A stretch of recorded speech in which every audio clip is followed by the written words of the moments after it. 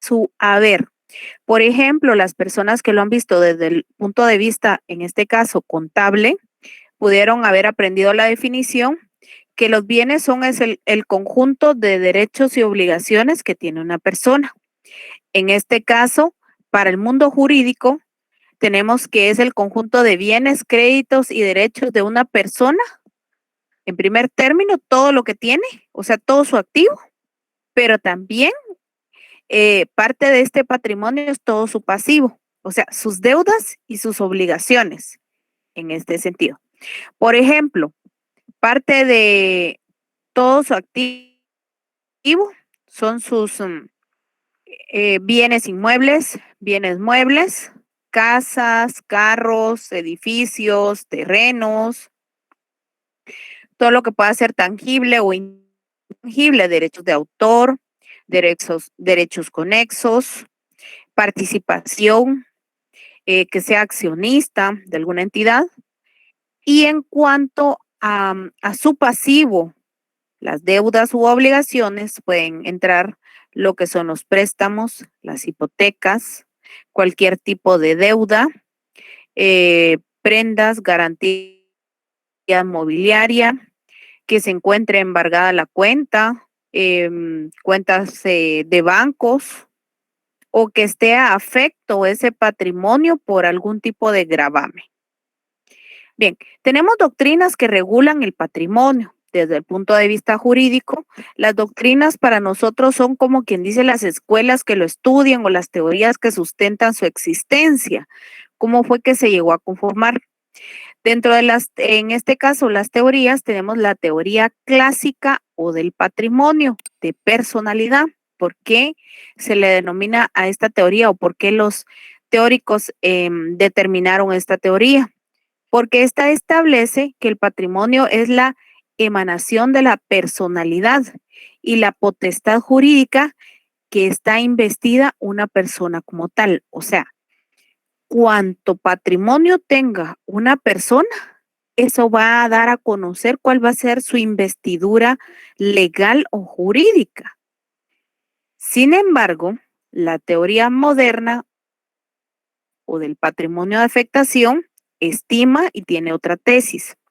Esta teoría ve en el patrimonio una universalidad que descansa sobre la común destinación de los elementos que la componen. ¿A qué significa esto? Lo que realmente pueda tener una persona. Por ejemplo, si esa persona tiene dos bienes inmuebles, o sea, un terreno y una casa, sin embargo, la casa la tiene hipotecada, el terreno también lo tiene hipotecado y todavía sí tiene ciertas deudas, esta teoría moderna o del patrimonio de afectación determina que efectivamente esa persona no tiene un patrimonio desde el punto de vista activo, sino que lo tiene desde el punto de vista pasivo, o sea que tiene muchas deudas y tiene obligaciones desde este punto de vista de teoría. En cambio, la clásica, solo por el simple hecho de tener ciertos bienes desde el punto de vista activo, le da como quien dice cierta personalidad.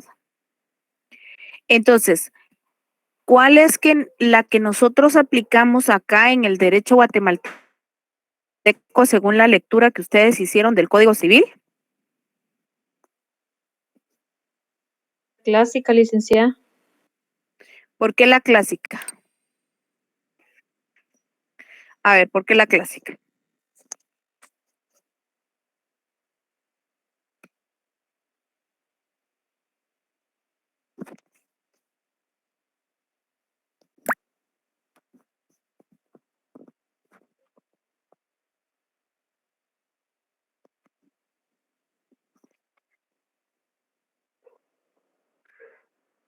Ya no me quisieron contestar.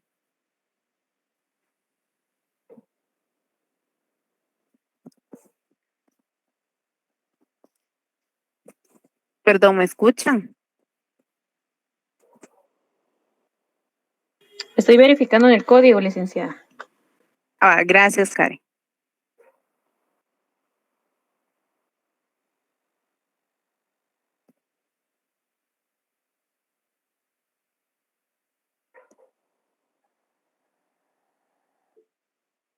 Maco, Buenas tardes, licenciada. Podría ser por el hecho de que buenas tardes. buenas tardes, solo por el hecho de tener esos activos, podría ser que lo considera como un sujeto de contraer obligaciones y tener derechos.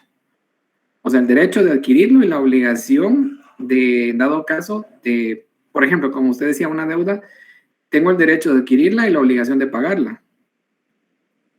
Perfecto, muy bien. Entonces, ¿qué teoría es la que aplica Guatemala?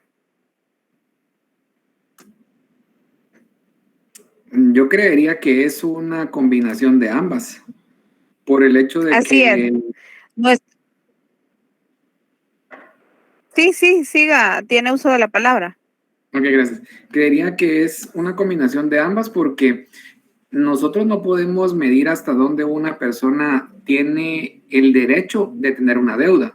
Y como usted lo decía anteriormente, el hecho de que si lo vemos desde el punto de vista contable, pues más o menos me da más o me da menos, según sea el resultado.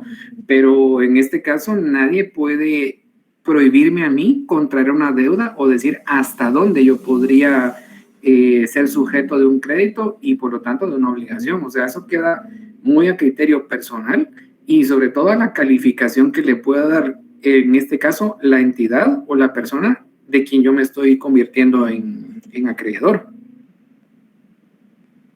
Perfecto, buenísimo. Así es. Sí, es un híbrido entre ambas teorías. Veamos acá. Dice, patrimonio según las teorías es un conjunto de bienes, derechos y obligaciones afectados a la realización de un fin jurídico económico que le da autonomía propia y que permite la existencia de un régimen jurídico especial para darle también fisonomía distinta en el derecho a esa más autónoma de bienes. Cuando el fin es jurídico económico, o sea, es decir, cuando la separación dentro del patrimonio ordinario de la persona la regula el derecho para conseguir una finalidad tanto jurídica como económica y crea una institución especial para ese fin, organizando un régimen distinto y encontrándonos, en este caso, encontramos nosotros el patrimonio de afectación. Si ustedes ven, está como quien dice, ay Dios, qué enredada está esta definición, pero esta definición obedece al mundo jurídico. Según cómo nosotros vaya a estar el caso concreto, así es como vamos a aplicar cada una de las teorías. Si vamos a aplicar la teoría clásica, vamos a utilizar el primer párrafo. Si vamos a utilizar o vamos a realizar algún acto jurídico, algún negocio jurídico, decir, un contrato, o vamos a discutir lo relacionado a esos bienes, vamos a encontrarnos en la teoría del patrimonio de afectación. Pues es importante manejar ambas teorías. En primer término, en la teoría de personalidad, es un conjunto de bienes, derechos y obligaciones afectados a la realización de un fin jurídico económico que le da autonomía propia, en el sentido de decir, estos bienes son de determinada persona y que permite la existencia de un régimen jurídico especial para darle también fisionomía distinta en el derecho. Y es una masa autónoma de bienes, o sea, todos estos bienes le pertenecen al señor A. Sin embargo, la teoría de afectación estima que cuando el fin es jurídico económico, o sea, primero lo teníamos que era jurídico económico como autonomía propia que tiene una persona de sus bienes. Tengo la libre disposición de hacer lo que yo quiera con mis bienes. Punto. Teoría clásica de personalidad.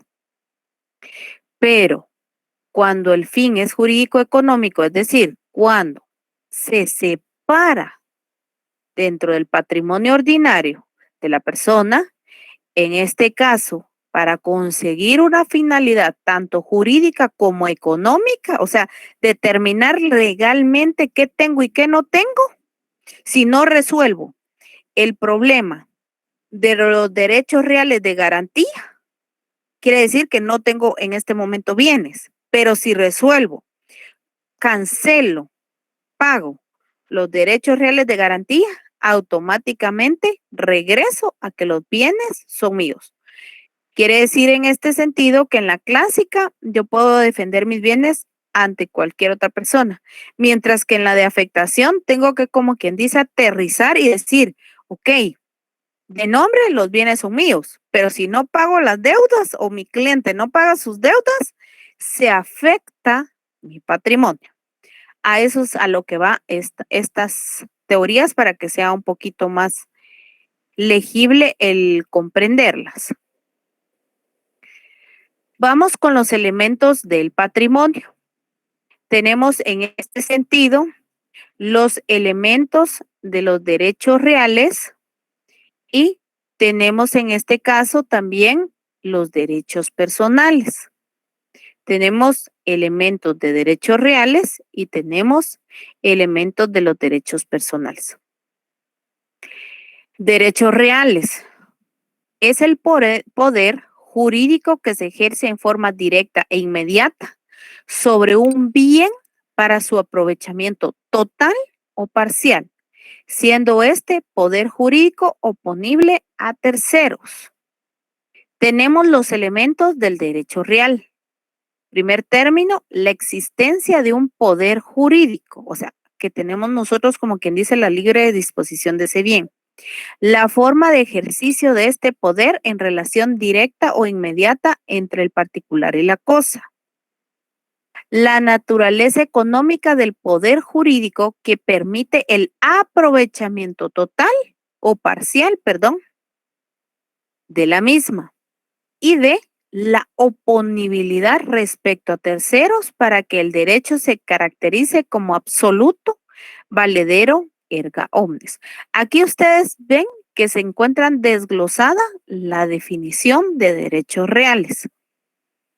Tenemos acá los derechos personales.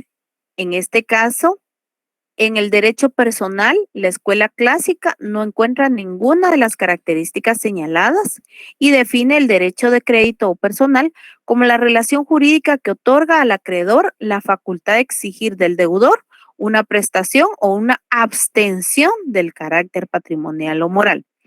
¿Cómo les ejemplifico esto de los derechos reales y los derechos personales? Tomamos nuestro Código Procesal Civil y Mercantil, en este caso, y vamos a leer el artículo número 12. Alguien que me haga favor de leer el artículo número 12.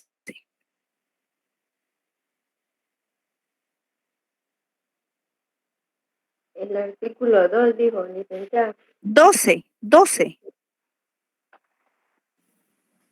Sería la Código Procesal licenciada. Civil y Mercantil. Gracias.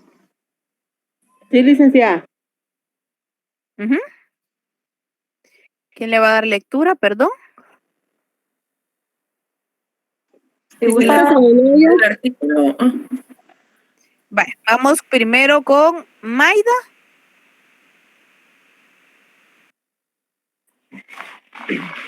Artículo 12. Competencia por razón de domicilio. Cuando se ejerciten acciones personales, es el juez competente en asunto de mayor cuantía en el de primera instancia del departamento en que el demandado tenga su domicilio. En el del menor cuantía, el juez menor de su vecindad. En los procesos que versen sobre prestaciones de alimento o pago de pensiones por este concepto, será el juez competente el del lugar donde resida el demandado o donde tenga su domicilio la parte demandante, a elección de esta última. Perfecto. ¿Quién me lee el artículo 17? Yo, licenciada. Derechos del que ejercite acción personal, dice. El demandante en toda acción personal tendrá derecho de ejercitar su acción ante el juez del domicilio del demandado. No obstante, cualquier renuncia o sometimiento de este. Perfecto, muy bien. Entonces aquí entendemos que son acciones personales. ¿Por qué? Porque acá lo que más interesa es la persona. En este sentido, dentro de los elementos del patrimonio tenemos elementos personales y elementos reales. Dentro de los elementos reales o derechos reales, leamos el artículo 18. ¿Quién más había levantado la mano? María del Pilar, creo yo, no. Sí, licenciada, buenas noches. Buenas noches. Artículo 18, competencia por la ubicación de los inmuebles. Será juez competente cuando se ejerciten acciones reales sobre bien inmueble el del lugar donde estén situados los bienes. Si estos estuvieran en distintos departamentos, el del lugar donde esté situado cualquiera de ellos, con tal que allí mismo tenga su residencia el demandado, y no concurriendo ambas circunstancias. Será juez competente el del lugar en que se encuentre el de mayor valor según la matrícula para el pago de la contribución territorial. Perfecto. Primer caso. Está el señor A.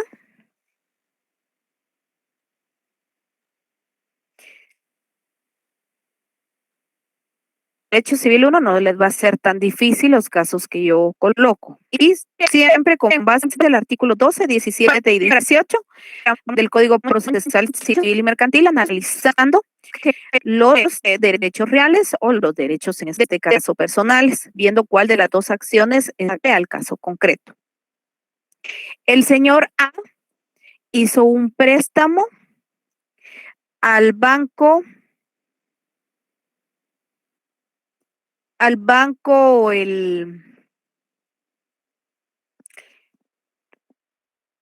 cualquier nombre le vamos al banco XSA. El préstamo versa por 55,000 quetzales. Es un préstamo fiduciario. ¿Qué significa esto? Que simplemente la persona dio a conocer que tenía, por ejemplo, determinado salario y el banco consideró, en este caso, poderle otorgar el crédito, un crédito de 55,000 quetzales a razón de que lo debe de pagar en 2 años por la cantidad de, ahorita les digo cuánto.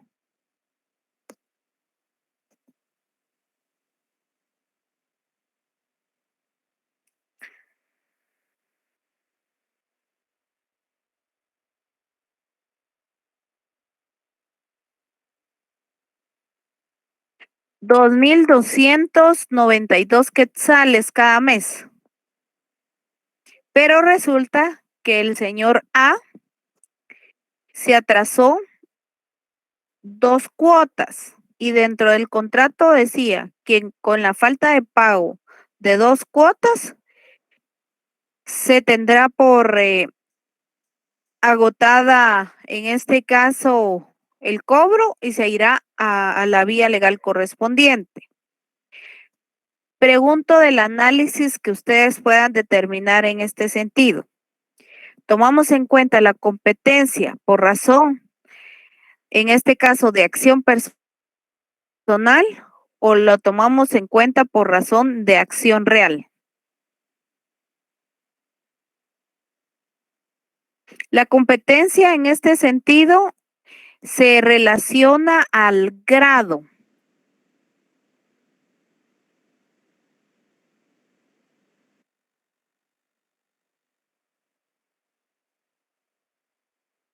Licenciada, considero que es de derecho personal porque en las personales indicaba de que existe un acreedor y un deudor y es entre esas personas la relación que se forma.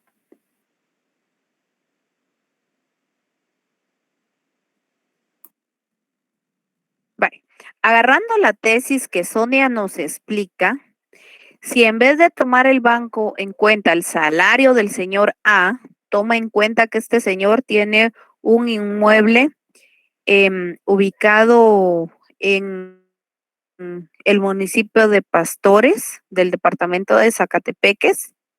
Este terreno se encuentra en una de las áreas, no tiene construcción y se dejó en garantía del préstamo, que si no se pagaba en esos 2 años, este préstamo no es fiduciario, sino que es un préstamo hipotecario. Ambas partes hay un deudor y un acreedor. ¿Es un derecho personal o es un derecho real?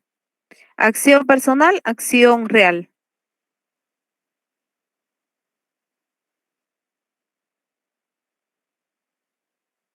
Buenas noches.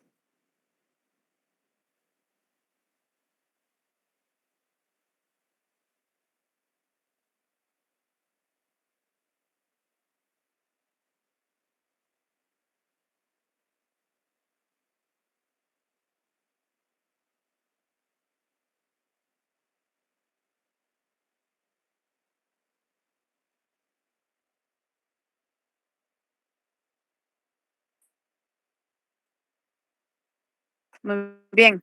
Entonces, acá nosotros podemos verlo desde el punto de vista de la competencia y cómo se va a ejercitar. Porque si es una acción personal, acá se indica que va a ser en el domicilio del deudor, si es personal. En el primer caso, que el título ejecutivo era un título fiduciario, pero en el segundo caso, el título ejecutivo, en este sentido, es hipotecario. Es un crédito hipotecario. El primero era un crédito fiduciario y este es un crédito hipotecario.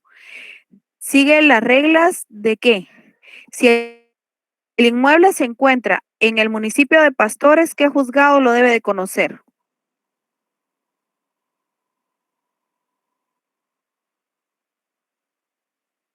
Primero vamos por la materia. ¿Qué juzgado de qué materia?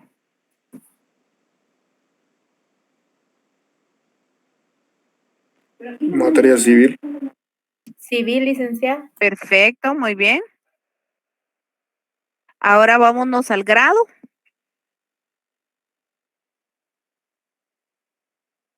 ¿Se acuerdan las clases de competencia, verdad? Ya ganaron teoría del proceso.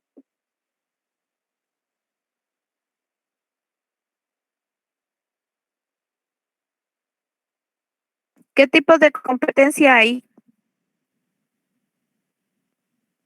Por materia, por cuantía. Por grado.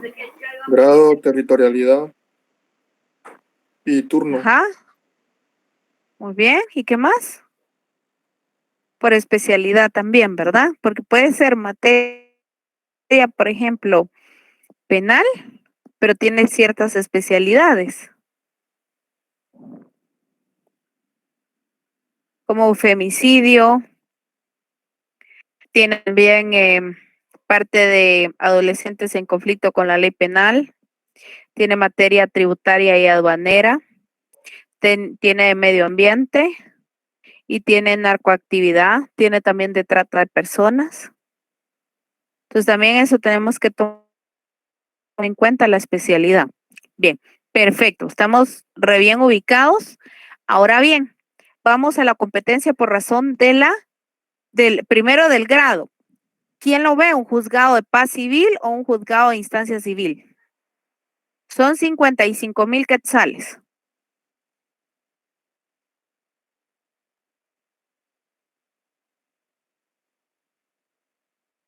¿Un juzgado de paz, licenciada civil? ¿Por qué, Gustavo?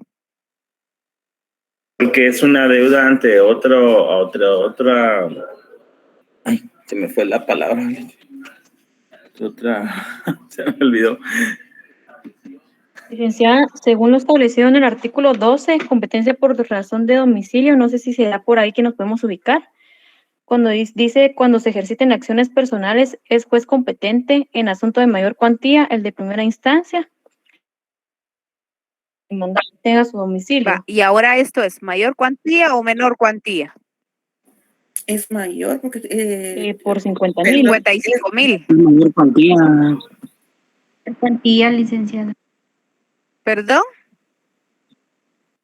¿Es mayor o menor cuantía?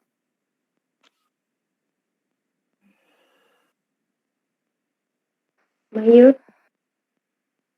¿Por qué mayor? es menor. Según Ahora, lo ¿por qué recuerdo, menor? según lo que recuerdo, tenemos tres, ínfima, menor y mayor. La ínfima es hasta, Perfecto. la menor es de 50,000 en adelante. Entonces, como son 55, sería la menor. ¿Y la mayor de cuánto es? No recuerdo, no sé si tengo confundido los términos, licenciada, pero yo por ahí me recuerdo. Primero díganme su fundamento legal.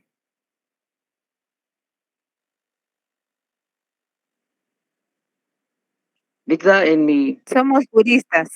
Dígame, conocimiento ¿quién está hablando? Oscar. de la determinación de valores de acumulación objetiva de las demandas, aquí dice que se determina la cuantía del proceso por el monto que ascendieren de todas las pretensiones entabladas, fundamentada en el artículo 11 del Código Procesal Civil y Mercantil. No sé ¿El si estoy bien. artículo? Es el artículo 11 del Código Procesal Civil y Mercantil. Licenciada, disculpe, artículo 7 del Código Procesal Civil y Mercantil, competencia por el valor. No sé si ese será el ¿Qué fundamento establece? legal. Lea el artículo 7.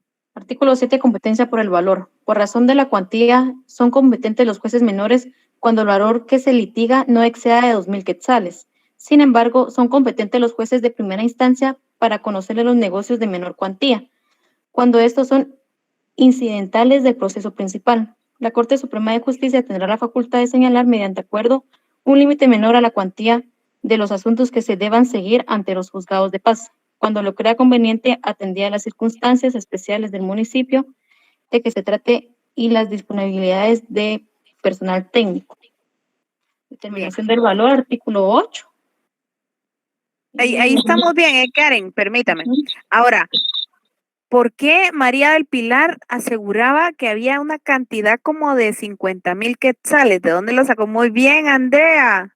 Explíquenos por qué está fundamentando ese acuerdo de la Corte Suprema de Justicia. Yo creo que ya les había explicado esto en el semestre pasado. Bueno, Andrea nos colocó un fundamento. Gracias, Andrea.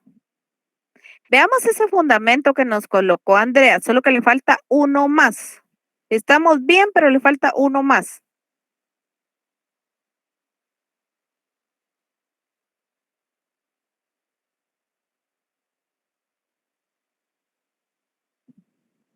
Perfecto, muy bien, Cristian. Bien, según lo que nos está indicando tanto Andrea como Cristian, ¿qué nos dan a entender esos acuerdos de la Corte Suprema de Justicia que tienen su origen o nacimiento según lo que establece el artículo 7 del Código Procesal Civil y Mercantil?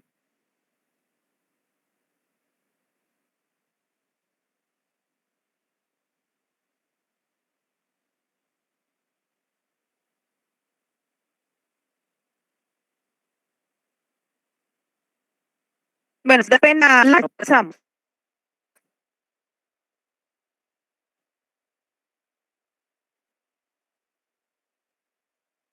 Pero sí necesito que participen todos.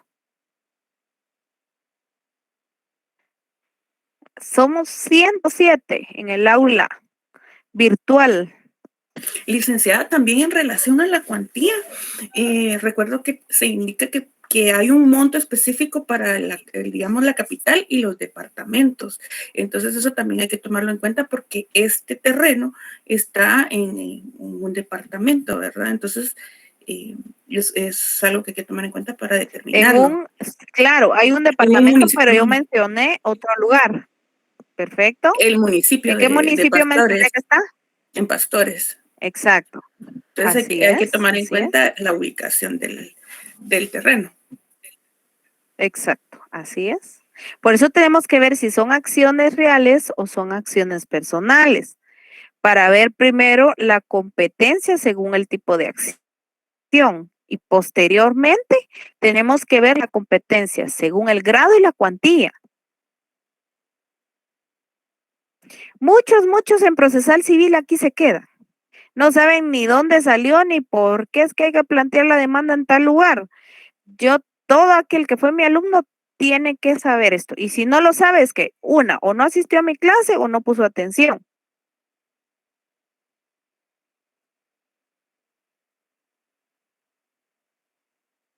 Este es el momento auge. Ahora es cuando ustedes tienen que saberlo. Entonces, es ínfima, menor cuantía, mayor cuantía y qué juzgado lo conoce. Estamos hablando en el segundo caso.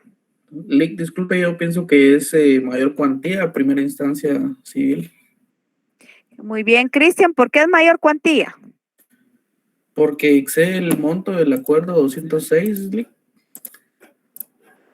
que inclusive en el municipio de Guatemala el máximo es 50, entonces en los otros municipios no comprendidos, en los que tallan los departamentos, en el que no incluye Guatemala, son 15,000.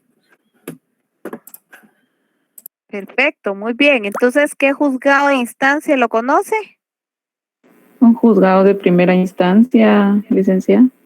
¿De dónde? Del departamento de Zacatepeques, ya que ahí está el inmueble. Perfecto, muy bien, excelente, estamos muy bien. Vemos entonces la competencia desde el punto de vista territorial. Quiere decir que estamos viendo una acción real que desde el punto de vista territorial se va a conocer, en este caso, porque el bien inmueble está situado en el departamento de Zacatepeques. No lo puede conocer el juzgado de paz de Pastores porque excede la cuantía, porque es superior a los 15,000 quetzales para el juzgado de paz de Pastores. Ahora bien, si el inmueble tuviera un valor de 10,000 quetzales, ¿quién lo conoce? Juzgado de paz del municipio de Pastores. Perfecto, así es, porque esos juzgados de paz son mixtos. Esos juzgados de paz miran civil, penal, familia, todo lo que les llegue siempre y cuando esté dentro de su competencia. Competencia material es mixta. Eso tómalo en cuenta. Siempre vean si la competencia del juzgado de paso de instancia es competencia especializada, es competencia por razón de la materia o es una competencia mixta. Por ejemplo, San Antonio, Aguascalientes, el juzgado de paz es competencia solo material, tiene una materia específica o es mixto. Mixto, licenciada. Muy bien. Y si nos vamos a la antigua Guatemala,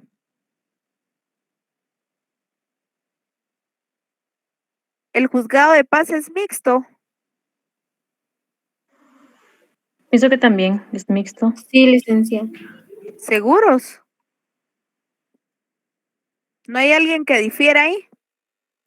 Lick, disculpe, a opinión propia, creo que no es mixto porque hay varios, en el municipio hay varios juzgados, cada quien con su materia, Lick. De paz. O sea, hay juzgado de paz, pero también hay juzgado de familia, hay juzgado, o sea, están las diferentes materias en el mismo municipio. Pero esos son exacto, esos son de primera instancia. Quiere decir que en las cabeceras departamentales encontramos los juzgados de primera instancia, pero también encontramos juzgado de paz. Y dependiendo si tiene especialidad o no, puede haber que sea mixto o puede haber que sea especializado en cierta materia. Por ejemplo, en la antigua Guatemala solo hay 2 juzgados de paz dentro del municipio de la antigua Guatemala.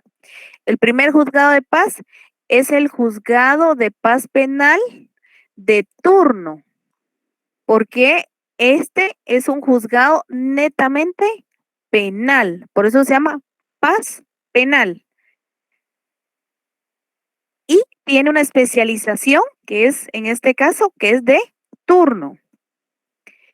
El de narcoactividad y delitos contra el ambiente ya es competencia de instancia, salvo las faltas que las tengan en leyes especiales que indique que un juzgado de paz lo pueda conocer.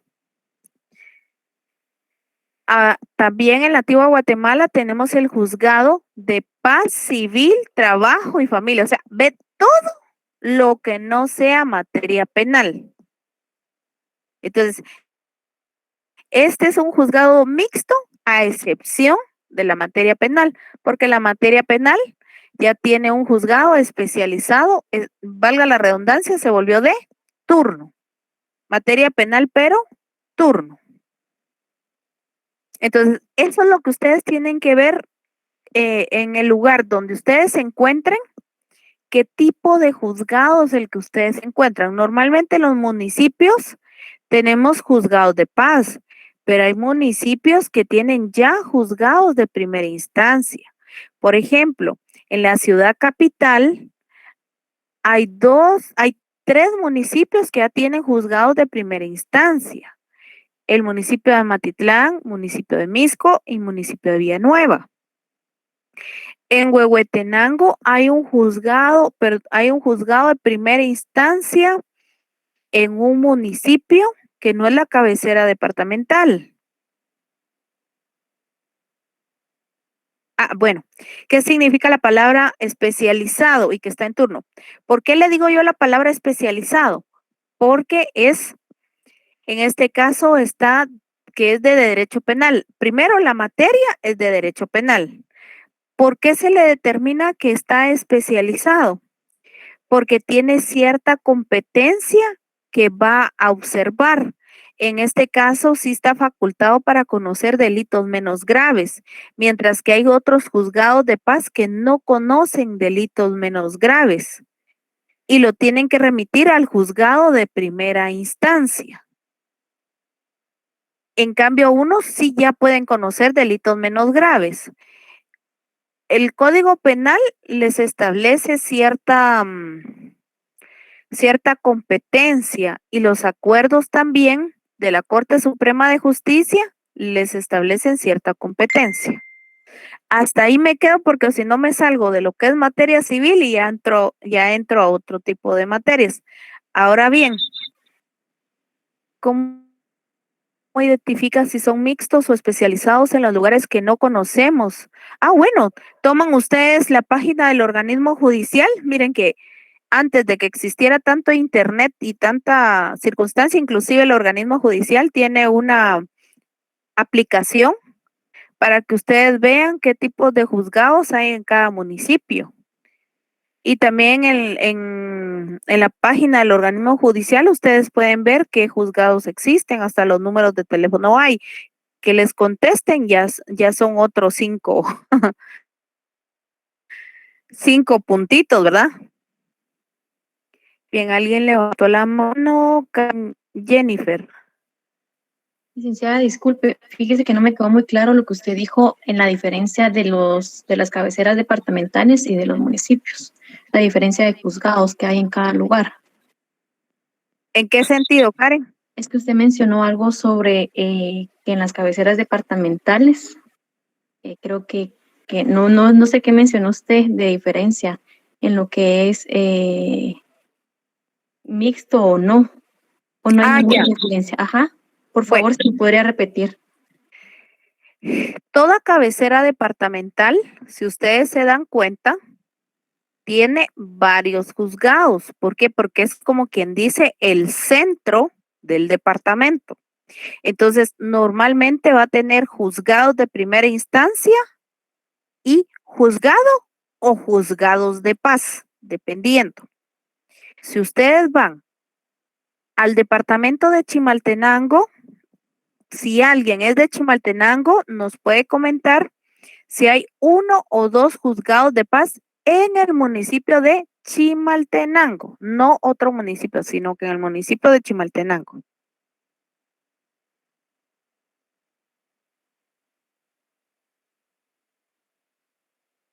Sí, Fátima, está abierto a las 24 horas. Eso significa turno.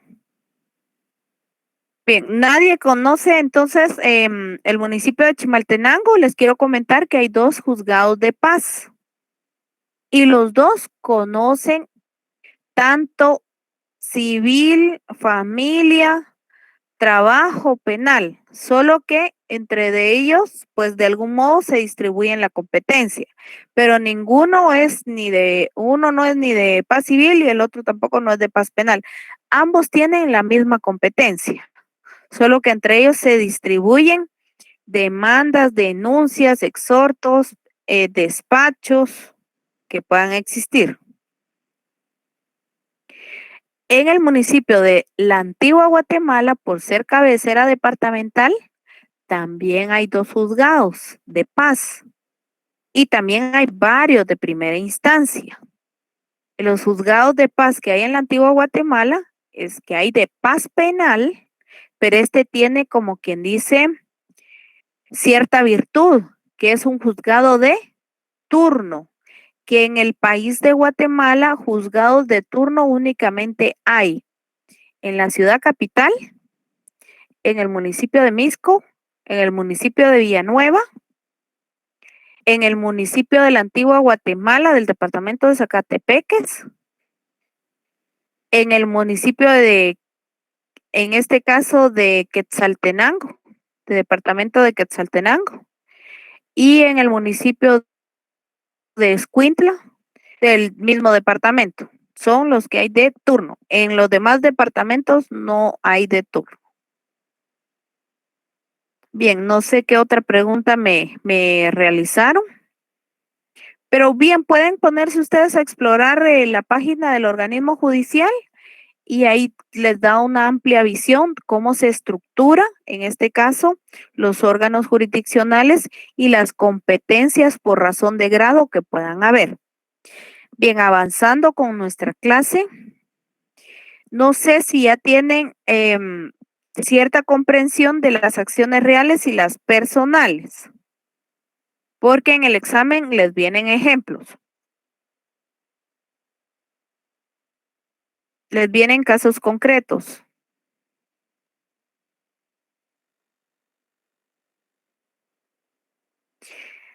Bien, continuamos.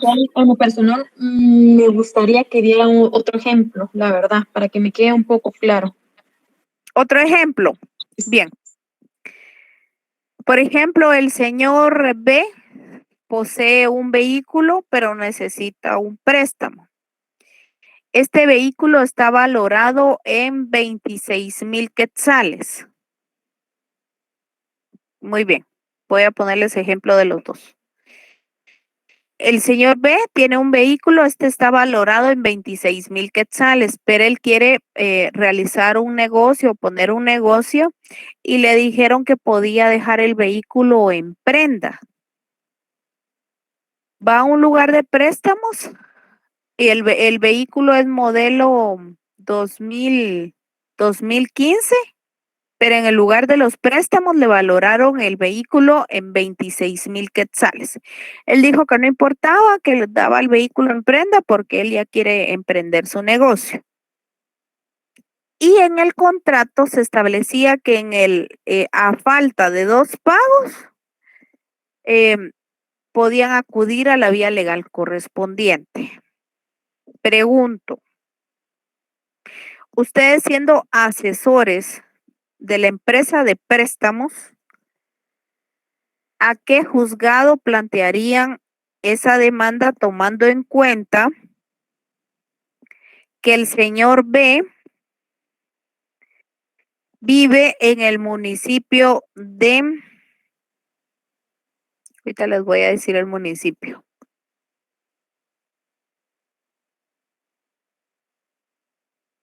Pochuta del departamento de Chimaltenango.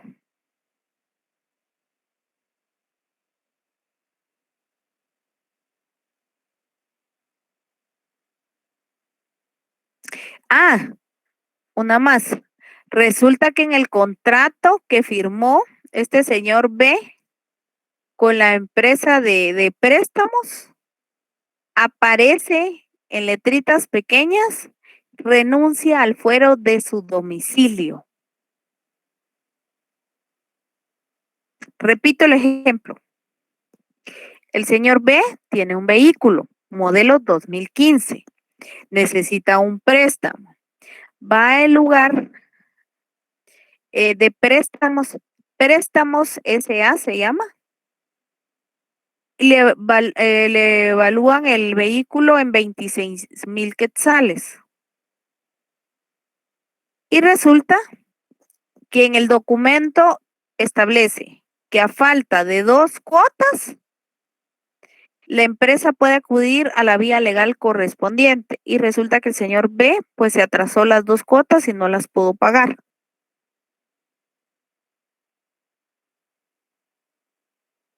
La empresa se encuentra ubicada en el departamento de Guatemala.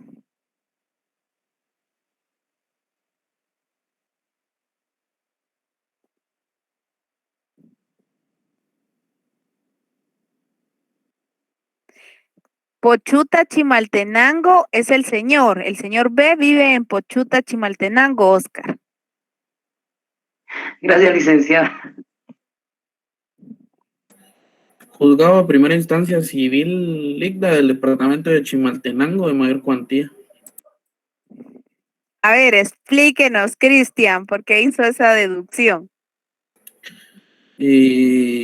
Porque sobrepasa el monto estipulado Ligda de menor cuantía y porque en Pochuta solo hay juzgado de paz. Bien. Y si yo le hago énfasis que si tomó en cuenta esa letrita pequeña que dice que el señor B renuncia al fuero de su domicilio y ustedes son los abogados de la entidad Préstamo SA.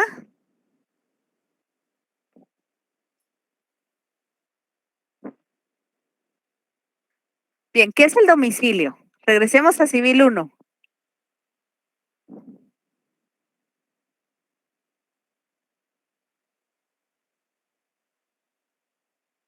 La persona reside.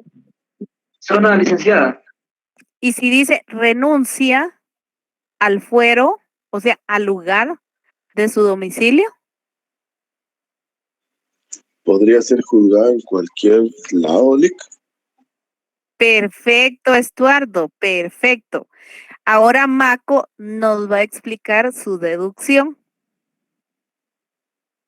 Licenciada, lo que sucede es de que desde el momento en que yo firmo y estoy de acuerdo en que renuncio al fuero de domicilio, eso significa de que yo acepto la condición que la otra contraparte me puede juzgar en donde ellos quieran. Entonces, si yo soy el asesor y yo estoy en la capital, yo no voy a ir a presentar mi demanda a otro departamento, sino lo voy a presentar en el lugar que a mí me convenga, en este caso la ciudad capital. Entonces, por esa sencilla razón, por ese pequeñito detalle, y por eso fue que le pregunté que en qué departamento estaba la empresa, es precisamente por eso, porque yo me someto a la jurisdicción que ellos quieran. Exacto. En ese caso, Eso significa renuncio al fuero del domicilio. Y todos hemos caído en esos contratos de adhesión, salvo los que tengan teléfono prepago, no les ha tocado eso. Cristian, y en un momentito le doy la palabra a Maco. Dígame, Cristian. que Ligda que en ese caso puede ser entonces un juzgado de paz en el municipio de Guatemala, ¿verdad? Porque Ay, no pasa. Ah, bueno, sí le entiendo, Cristian. En este caso, sí, siempre y cuando tenga menos de 50,000 quetzales competencia, porque no puede ser cualquiera de paz del municipio del departamento de Guatemala. Porque, por ejemplo, Misco no lo puede conocer. Palencia tampoco. Es de 26,000 quetzales valorado el carro y en el acuerdo 206 dice que Guatemala tiene permitido la cuantía hasta 50,000. Guatemala, ¿pero qué Guatemala? No sé a qué juzgado exactamente, pero... Municipio de Guatemala. Ok. No los demás municipios del departamento de Guatemala, porque el departamento de Guatemala tiene 17 municipios. Entonces, solo indica que en el municipio del departamento de Guatemala, no en el municipio de Misco del departamento de Guatemala, no en el de Palencia del departamento de Guatemala. Inclusive, si usted compara Misco con, por ejemplo, como le mencioné, Vía Canales o los otros, ellos tienen cuantía de 15,000, mientras que Misco tiene cuantía de 25,000. Sí, entonces sí tienen que tener esas herramientas a la mano. El acuerdo 2006, 37-2006, siempre sus herramientas a la mano les van a servir para procesar civil, salvo que Corte Suprema de Justicia, en lo que ustedes están estudiando, modifique esos acuerdos, porque hay que estar atentos. Salvo que los modifiquen, pues ya serán otras las herramientas legales que ustedes vayan a tener para cuantía. De lo contrario, esas herramientas las tienen que estar utilizando en cualquier momento. Bueno, pero es que la ley de tribunales de familia eso es otro rollo. Ahorita lo que estamos viendo es civil. Y Lo que pasa es que el tribunales de compañero dijo familia, 206, por eso le estaba diciendo que no es 206, sino es la ley de tribunales de familia. El acuerdo es 2006. exacto, sí, perfecto. 2006. Sí, 2006 y 37-2006. En esos acuerdos, Marvin, lea los acuerdos. Los que estamos indicando, 2006 y 37-2006, ahí están las cuantías. Maco, ¿tiene usted uso de la palabra? Licenciada, con eso de que usted decía de la letra chiquita que no nos fijamos, yo siento que es un tema complicadísimo por el hecho de que, por ejemplo, usted ahorita quiere comprar un carro, quiere adquirir una casa o un apartamento, por ejemplo. El detalle es de que quien tiene la necesidad no es la empresa como tal, sino nosotros como clientes o usuarios. Entonces, aunque nosotros quisiéramos no firmar eso, al final estamos evidentemente en nuestro derecho de no firmarlo. Sin embargo, si no lo firmamos, no obtenemos lo que necesitamos. Le pongo un ejemplo claro. Yo conozco un caso donde ahorita por el tema del COVID, una universidad hizo que los estudiantes regresaran. Entonces, al momento en que regresan, los hacen firmar una carta donde ellos como estudiantes fueron los que solicitaron regresar a las clases presenciales. Sin embargo, ¿qué pasaba con los alumnos que no quisieran firmar eso? Simplemente les dijeron, bueno, entonces cuando termine la pandemia, ahí regresa a estudiar. Entonces es ahí donde a nosotros, los usuarios, independientemente, nos tienen pues prácticamente obligados a que tengamos que firmar por la necesidad que tenemos. En este caso igual sería el préstamo. Imagínese que usted necesita comprar un carro, la misma historia. O firma o no. Yo le firmo y al momentito le tengo la carta y le digo que señale otro lugar para recibir notificaciones. Así de sencillo. ¿Y me lo pueden negar ellos para recibir? No. No me lo pueden negar. Obviamente es porque uno es jurista. Pero sí, la gente que no es jurista. Pero hagamos de caso que yo compro un carro ahorita, como en el ejemplo. Con el tema del derecho de petición, yo no puedo alegar eso en una entidad privada, ¿o sí? Sí se puede. Desde el momento que usted firmó el contrato, ahí mismo en el contrato indica que cualquier cambio se le tiene que hacer saber a las partes. Y ambas partes señalan lugar para recibir notificaciones. Es un derecho contractual. Por eso es que tienen que ser civilistas. Gracias, Lick. Esas no me las sabía. Gracias. Miren, todos hemos caído. Si ustedes se dan cuenta, ¿qué tipo de contrato firmaron cuando celebraron para sus teléfonos móviles? ¿Se dieron cuenta qué tipo de contrato firmaron? ¿Es un contrato civil o un contrato mercantil? O la emoción de ver el celular no los dejó. Para los que tienen pospago. Perfecto, Pablo, es mercantil. ¿Cómo se llama ese contrato mercantil? ¿Quién lo sabe?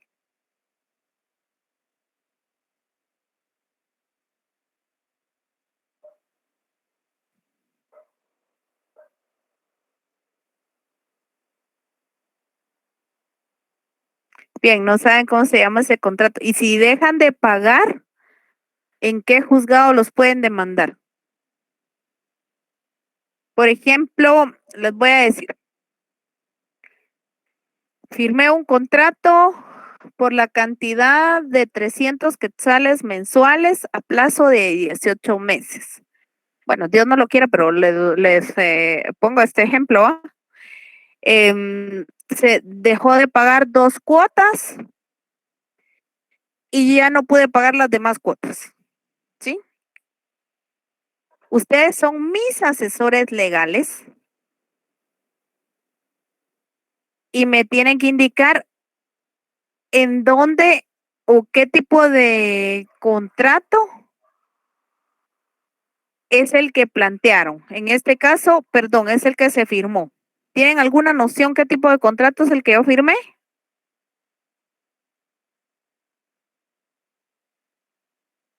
O tal vez ya los enredé, porque es que les quería plantear la pregunta de otra forma. Regreso. Firmé un contrato con la empresa de teléfonos denominada Teléfonos S.A. para 18 meses por la cantidad de 300 quetzales. Me dieron el teléfono en el mes de enero y resulta que yo ya no pude pagar los meses por lo de la pandemia de mayo, junio, julio. Pero ustedes son los asesores legales de la empresa. ¿Qué hacen? ¿Qué plantean?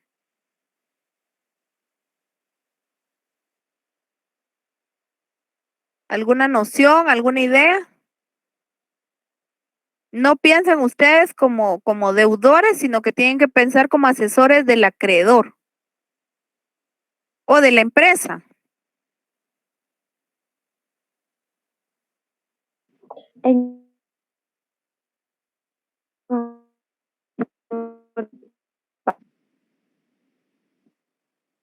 No le escuché, Cindy, perdón. Cuando dan ciertas cuotas, la empresa siempre les plantea planes de pago. Pero en este caso la empresa no quiere plantear planes de pago. Lo que quiere es demandar. Entonces lo envié directo al área jurídica, dicen ellos siempre. Pero ¿y ustedes son del área jurídica? Bien, ya no los voy a entretener más porque ya no seguimos avanzando porque miren, los casos concretos son muy bonitos. Y por eso es que tenemos que conocer muy bien el derecho civil. Porque en el derecho civil, como muy bien nos decía Maco, pues existen ciertos contratos de adición. No los voy a dejar adivinando, sí los voy a dejar leyendo el Código de Comercio, adelantándose un poquito. No, Pablo, no es contrato de servicios. Sí, lo que se presta es un servicio, pero ese contrato se llama contrato de suministro. Ahí lo buscan en su Código de Comercio. ¿Sí? En estos minutitos que quedan, les voy a adelantar un poquito más de las diapositivas, porque si nos colocamos a ver casos concretos y ya no vimos un poquito más de las diapositivas.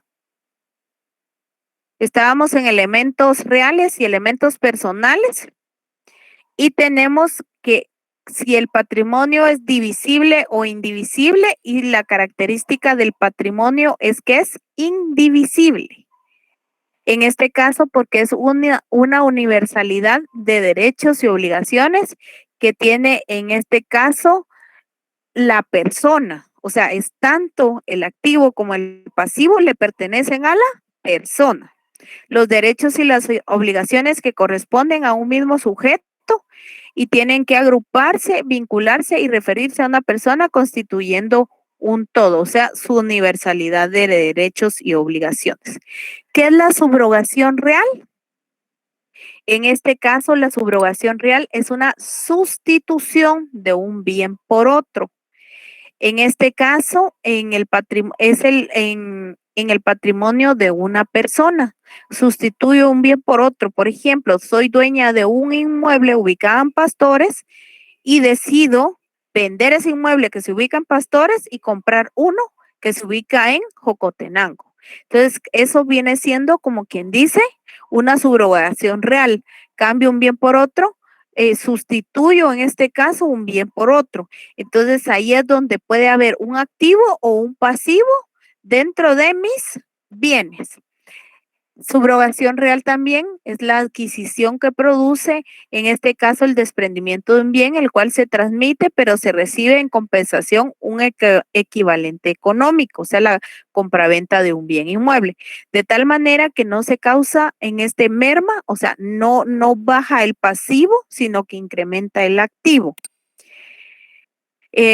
No va a haber merma sensible en el equilibrio patrimonial y por ello los patrimonios deben quedar económicamente intactos en las adquisiciones a título oneroso. A título oneroso quiere decir que reciban algún tipo de retribución produciendo una propia subrogación real. El ejemplo que les ponía de la compraventa, y en las adquisiciones a título gratuito se produce la transmisión sin ninguna, en este caso, sin ninguna contraprestación que produzca equivalente patrimonial. Por ejemplo, la donación. A título gratuito, la donación. A título oneroso, la compraventa. Y nos quedamos pendientes con el tema número 2 de los bienes. Por favor, ahí se estudia la clasificación de los bienes. Tenemos clasificación doctrinaria, en este caso, por la naturaleza de los bienes, pueden ser corporales, incorporales. Por la determinación de los bienes, pueden ser genéricos, específicos. Por su posibilidad de uso o repetición, los bienes pueden ser consumibles, no consumibles. Pueden ser fungibles, no fungibles, divisibles, indivisibles, por la posibilidad de fraccionamiento de los bienes, por la existencia en el espacio y posibilidad de desplazamiento. Puede ser, en este caso, inmuebles o raíces, inmuebles por su naturaleza, suelo o subsuelo. En este caso pueden haber inmuebles por incorporación, inmuebles por destino, inmuebles por analogía. Y en este caso también pueden haber bienes muebles. Por su constitución y contenido, los bienes pueden ser singulares y universales. Por la jerarquía, principales y accesorios. Por la existencia en el tiempo, presentes y futuros. Y por la susceptibilidad del tráfico, o sea, el traslado de los mismos dentro del comercio, fuera del comercio. Por el carácter de pertenencia de los bienes de dominio público y de propiedad privada, y la clasificación contenida en el Código Civil que vimos en nuestro cuadrito, los modos originarios y los modos derivados. ¿Sí? Esto ustedes lo investigaron y tal vez leemos un poquito más lo que ustedes investigaron. Y vamos a tener otros ejemplos para las próximas clases. Les deseo muy feliz noche, que descansen. Hoy no